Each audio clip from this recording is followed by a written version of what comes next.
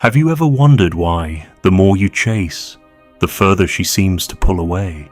You tell yourself you're just showing interest, just being honest about how you feel, but deep down, you sense it's doing the opposite of what you want. Every text you send too soon, every plan you rearrange to see her, every little just checking in feels harmless in the moment, until you realize you've handed her the steering wheel without her even asking for it. That's the part no one tells you. Chasing isn't about speed, it's about power. And the second she feels yours is up for grabs, she tests just how far you'll go to keep her. Picture this: you meet someone you're genuinely excited about. The first dates are easy, light, and full of chemistry. She laughs at your jokes, leans in, mirrors your movements. You feel the green light. Then something shifts. Her replies take a little longer. Plans become maybe. That photo she posted seems like it was meant for someone else to notice. Most men feel the drop in energy and react by turning the dial up, calling more, texting more, suggesting plans just to keep the momentum. But here's the truth that's not keeping momentum. That's you overcompensating for her pulling back. And she knows it. The psychology behind it is brutal but simple. When you chase, you create a dynamic where her attention becomes the prize, and your value becomes tied to whether or not she gives it. You think you're showing interest, but she feels you're signaling investment she hasn't earned. And if she hasn't earned it, she doesn't respect it. The mind flips the moment a woman senses she can have you completely. The mystery collapses. The curiosity dies, and what's left is a man she can predict. Predictability isn't safety in attraction, it's death. This is why you must train yourself to recognize the earliest signs of the chase. One of the most common is when you start adjusting your life around her availability instead of keeping your frame. If she says, "I'm not sure if I'm free Friday," the chasing man says, "No worries, I'll be around whenever you are." The man in control says, "All right, I've got plans I can't move. Maybe we'll catch another time." One signals that she's your priority no matter what. The other signals you have priorities beyond her. Another tell is your emotional response to her pulling back.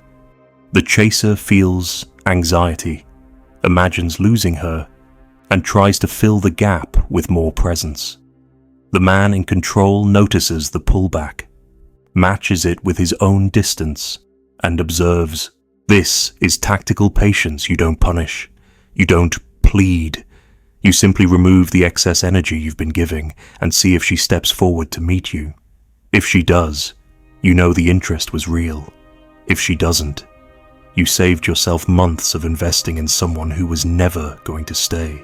I've seen men completely reverse the power dynamic in just 2 weeks by changing one thing, stopping all unearned pursuit.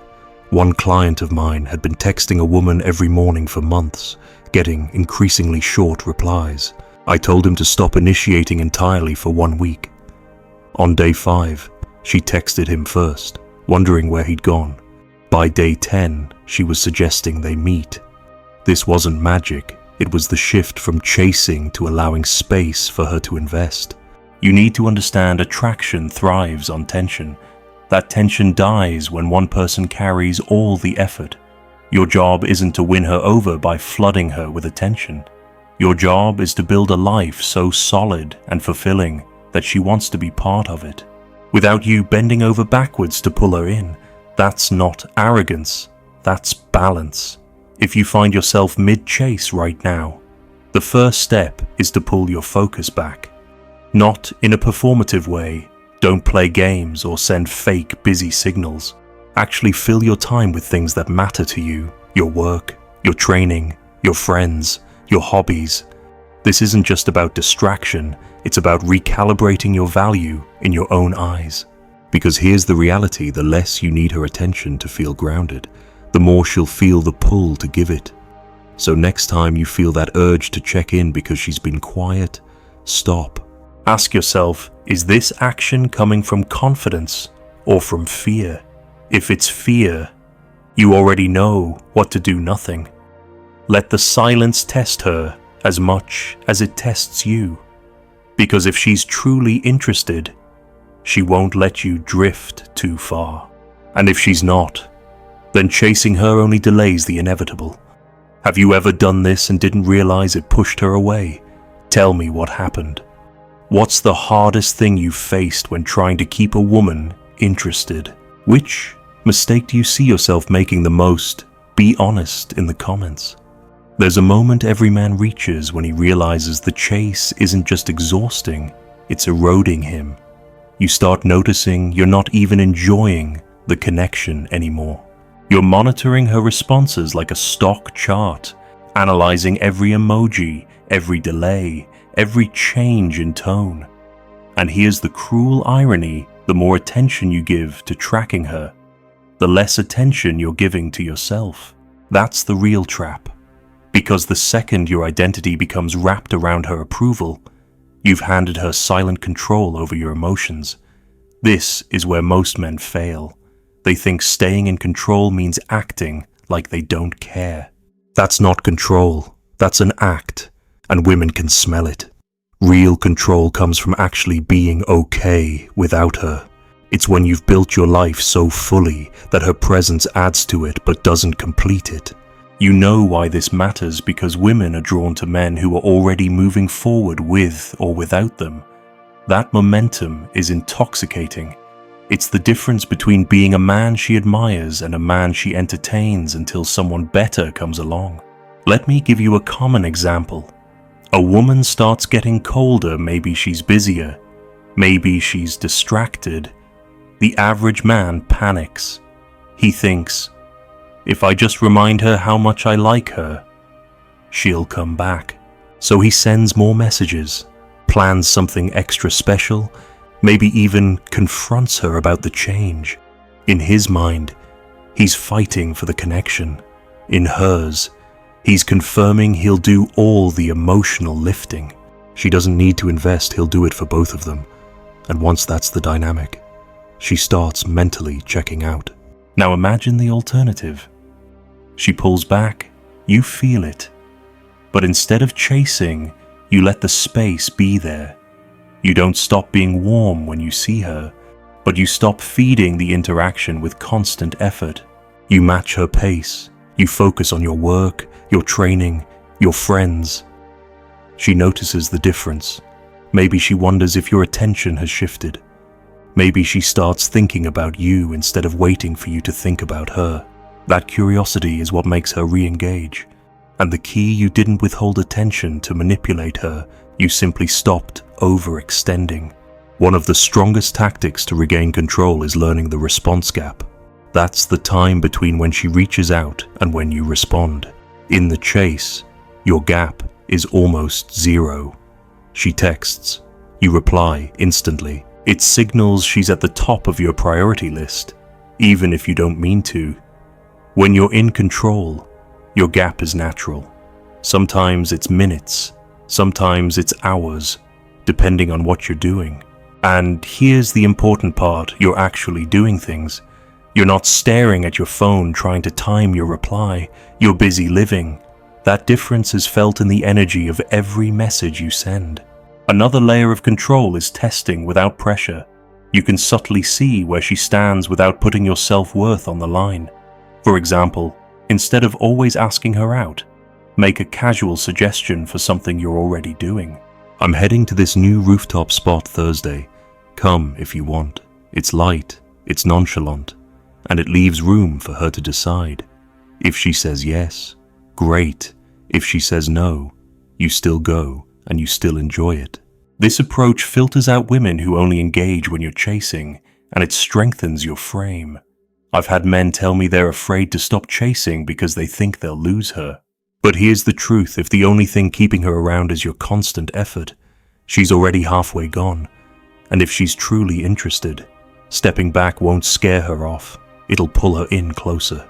Because nothing communicates value like a man who isn't afraid of losing her. That's not indifference. That's security. You also need to recognize when chasing has become a pattern in your dating life. If you find that most of your relationships start with you putting in all the work, it's not bad luck, it's conditioning. Maybe you grew up thinking you had to win a woman's affection by proving yourself. Maybe you've mistaken pursuit for romance. Whatever the route, breaking it means rewiring how you see your role. You're not a contestant in her game. You're the man deciding if she qualifies for a place in your life. From here on, every time you feel the urge to push harder for her attention, replace it with pushing harder in your own lane. Double down on your training, improve your craft, expand your network, because the more you build yourself, the less any one woman becomes the center of your emotional economy. That's when you stop chasing by default, not because you're playing a role, but because your reality is too full to revolve around someone else's whims. Have you caught yourself checking your phone too often, waiting for her to reply? What happened when you pulled back? Before did she come closer or drift away? What's the biggest fear that keeps you chasing? Share it below. The moment you stop chasing, something interesting happens. You start to see the truth that was hidden behind your own effort. Without you constantly pushing the connection forward, you get a clearer read on her actual interest. Some women will close the gap and match your pace. Others will fade. Both outcomes are valuable, because one leads to a balanced connection, and the other frees you from wasting months in an emotional dead end. But this is where most men sabotage themselves. They break the chase for a few days, feel her pull back harder, and then they rush right back in out of fear. That fear is the leash she doesn't even need to hold, because you're holding it for her. You need to understand something deeply. Control in dating isn't about controlling her, it's about controlling your own responses. If you can't hold your position when she withdraws, you're not in control. You're just waiting for the next test. One of the most common tests is attention withdrawal. She goes from warm to cool, from chatty to brief, from making plans to being so busy. Inexperienced men think this is a sign she's done, and sometimes it is. But more often, it's a subconscious way for her to measure your stability. She wants to see if you'll crumble, if you'll start chasing harder, if you'll beg for clarity. The man in control doesn't do any of that. He matches her pace and keeps living his life as if nothing's changed. That doesn't mean ignoring her, it means refusing to amplify her pullback with desperation.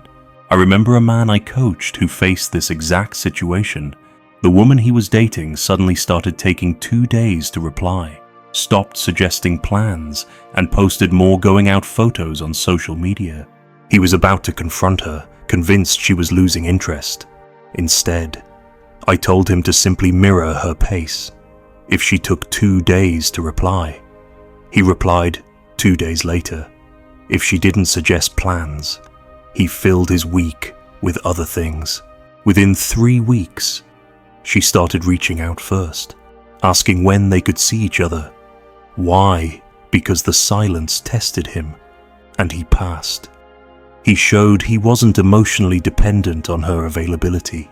Here's the strategic truth: a woman can only dominate the emotional frame if she knows you're afraid of losing her. When that fear is gone, the dynamic shifts. You stop reacting, and you start observing. You see her behavior for what it is, data, not a verdict on your worth. And when you operate from data, you stop making emotional decisions that destroy attraction. Another critical part of staying in control is not rewarding low effort. Too many men respond to a single dry text with paragraphs of energy.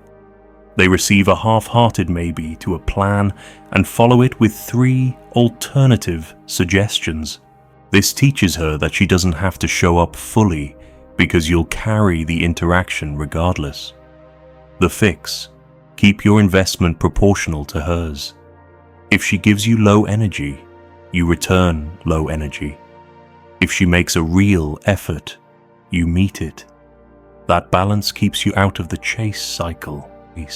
You also need to be brutally honest with yourself about whether you're chasing because of her or because of what she represents.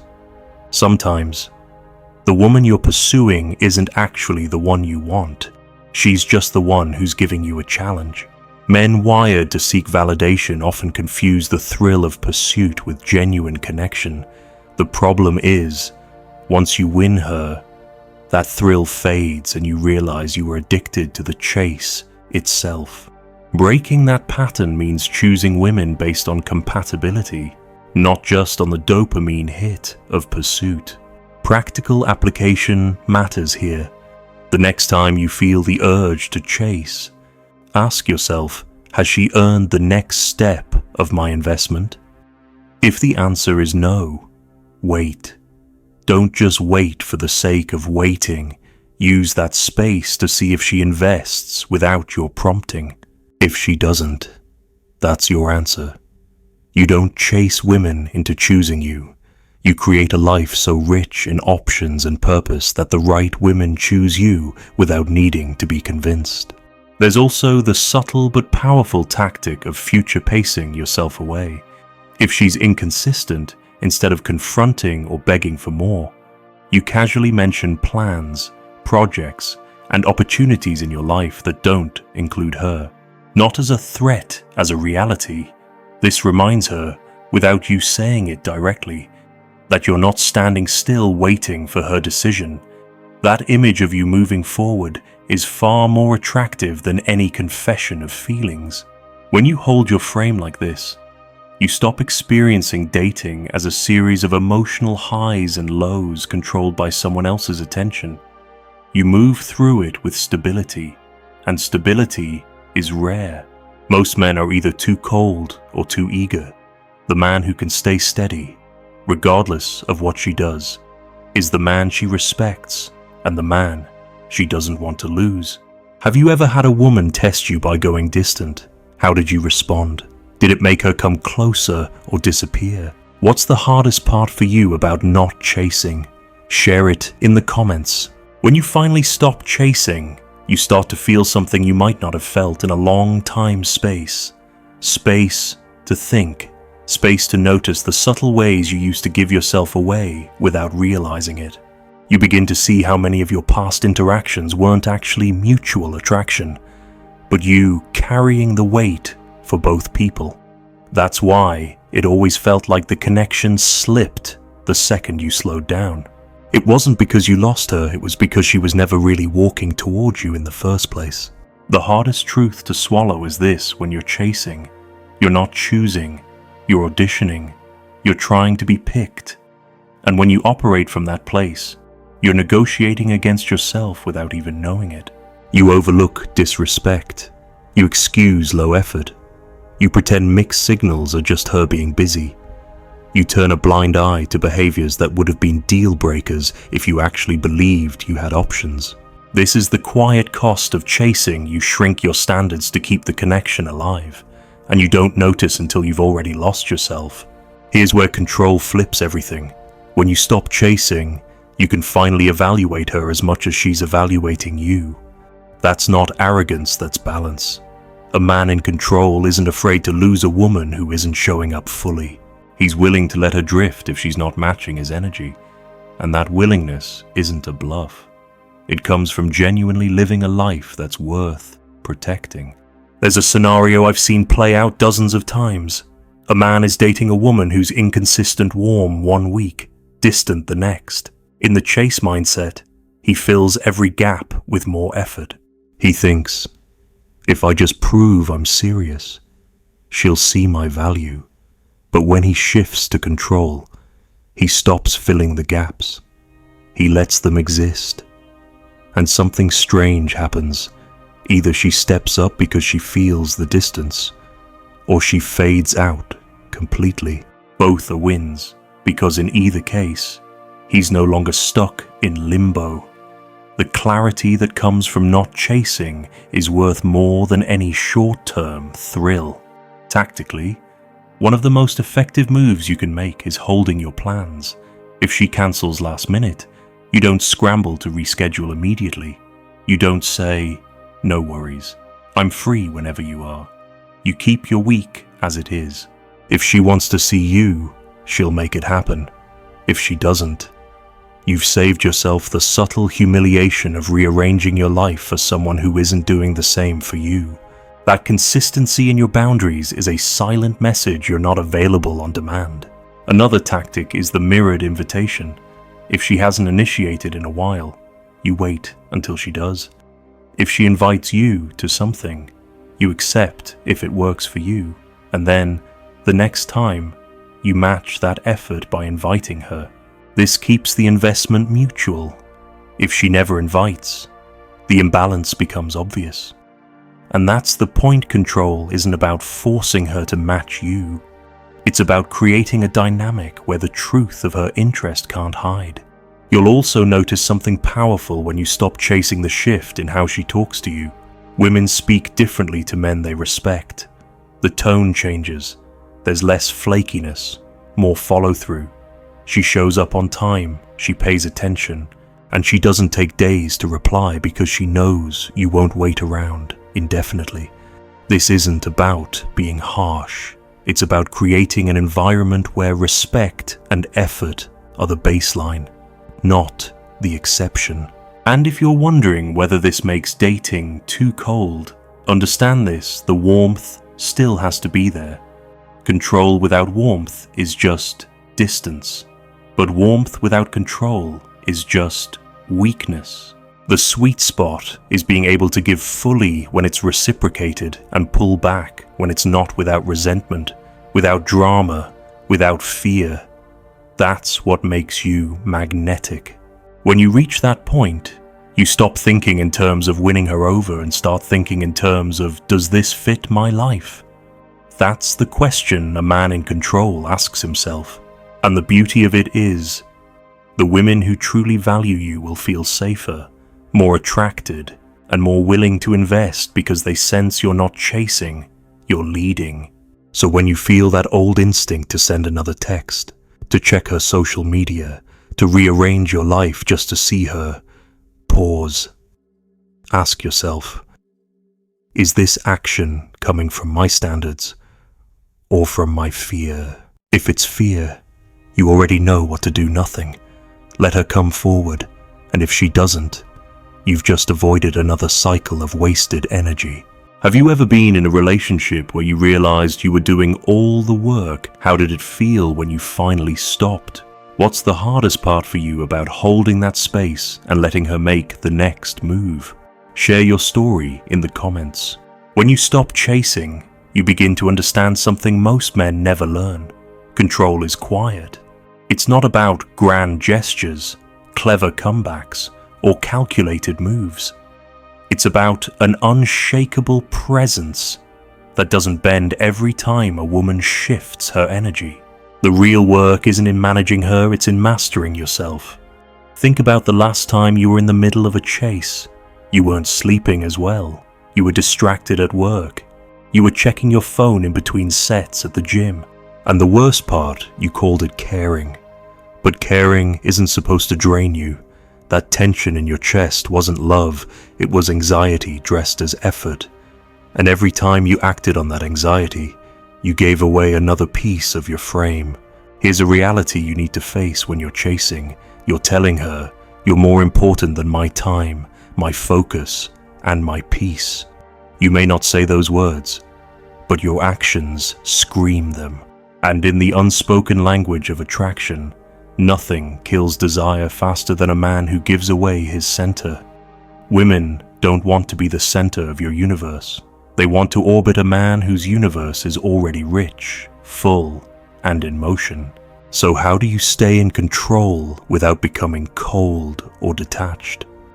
You anchor yourself to things that can't be taken away by anyone's attention.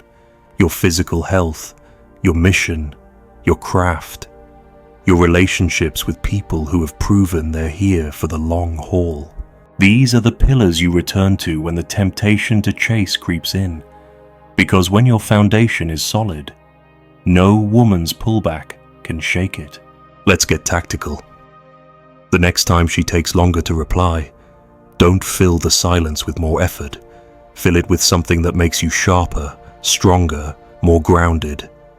Hit the gym, dive into your work. Call a friend you haven't spoken to in a while. This isn't playing hard to get. It's being hard to get because your time is already claimed by things that matter. When she does reach out, you'll respond from a place of fullness, not need, and she will feel the difference. Another move is setting invisible boundaries on how much you give without return. For example, you might decide you'll initiate once or twice in a row, but if she doesn't reciprocate, you step back. You don't announce it, you don't explain it, you just let the dynamic breathe. This forces her to either close the gap or reveal that she won't, and either way, you get clarity. The most dangerous mistake you can make is letting her inconsistency dictate your consistency. Chasing does exactly that. You let her highs and lows pull you into emotional reaction mode. Staying in control means keeping your pace steady regardless of hers. If she speeds up, great, you meet her there. If she slows down, you don't suddenly sprint to make up the difference. You let her pace be her pace and yours be yours. That separation is where your power lives. I had a client once who was deeply invested in a woman who gave him mixed signals. When she was engaged, he was on top of the world. When she was distant, he spiraled. I told him to treat her engagement like a bonus, not a lifeline. That meant his mood, his routine, his sense of self stayed the same whether she texted or not. It took 3 weeks of discipline, but she eventually called him out for feeling different. She wasn't wrong, he'd stopped orbiting her mood swings, and the result, she began to lean in, because now she felt she could lose him. That's the paradox of control. You don't actually get it by trying to hold onto someone tighter. You get it by being willing to lose them without losing yourself. That willingness is rare. Most men will cling to the point of self-destruction, terrified of the void that might come if she walks away. But the void isn't something to fear, it's where you rebuild yourself without her influence. And where you realize you were never chasing her, you were chasing validation. When you truly grasp that, you stop seeing her attention as the prize and start seeing your peace as non-negotiable. And from that place, every decision you make to engage, to pull back, to walk away comes from strength, not fear. That's the difference between being led by her and being led by your own standards. So here's the final truth I want you to sit with. She's not going to respect a man who's always in pursuit. She's going to respect the man who can look at her, want her, and still choose himself first. That choice isn't selfish. It's the only reason she'll trust you enough to follow your lead. She didn't break you. She revealed what you were too afraid to protect.